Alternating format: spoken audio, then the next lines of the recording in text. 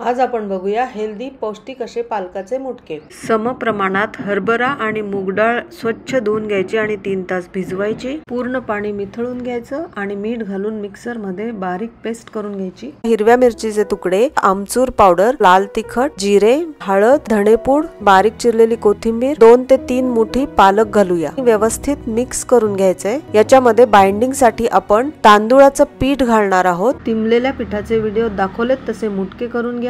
या कुकरच्या डब्यामध्ये ठेवून घ्यायचेत, झाकण लावायचे आणि अर्धा तास उकडून घ्यायचेत आणि ते संपूर्ण गार होऊ द्यायचेत। गार झाले की पटापट कापले जातात ते, तर त्याच्या अशा चकत्या करून घ्यायच्यात आपल्याला।